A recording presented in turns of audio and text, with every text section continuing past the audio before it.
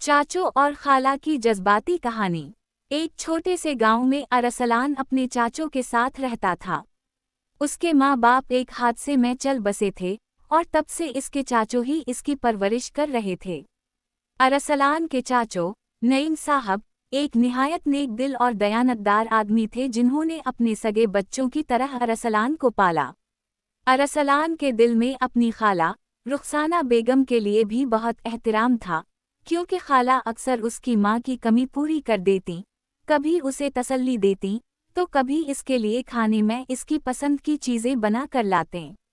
एक दिन गांव में शदीद बारिश आई और कई घरों को नुकसान पहुंचा। अरसलान की खाला का घर भी गिरने के करीब था।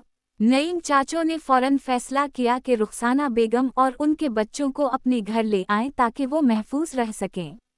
रुखसाना बेगम बहुत शर्मिंदा थी कि वो अपने भाई पर बोझ बन रही हैं, लेकिन नईम चाचों ने उनके दिल को हौसला दिया। इससे ज़्यादा बहन रिश्तेदार मुश्किल वक्त में ही साथ होते हैं, आपको शर्मिंदा होने की ज़रूरत नहीं। ये अल्फाज रुखसाना बेगम के दिल को बहुत सुकून दे गए। कुछ दिन बाद जब रुखसाना बेगम का घर दोबारा बन गया, वो अपने बच्चों समेत वापस जाने लगें।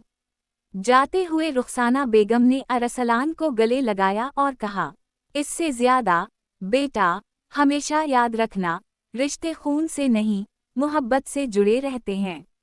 अरसलान ने अपनी खाला की आंखों में नमी देखी और समझ गया कि उनके दिल में कितना दिख और शुक्रगुजार ये है। चंद महीने बाद गांव के स्कूल में एक तकरीब थी, जहां अरसलान ने एक तकरीर की।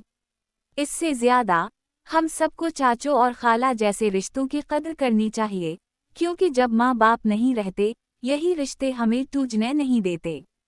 तकरीब में मौजूद सब लोग जज्बाती हो गए और नईम चाचों की आंखों से भी आंसू निकल आए, क्योंकि इन्हें एहसास हुआ कि इनकी मेहनत और मोहब्बत रंग ला चुकी है। अखलाकी सबक। इस कहानी से हमें ये सबक मिलता है कि मुश्किल वक्त में रिश्तों का साथ सबसे बड़ी दौलत है।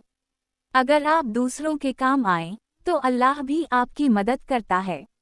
रिश्ते निभाना सिर्फ जिम्मेदारी नहीं, बल्कि एक इबादत है।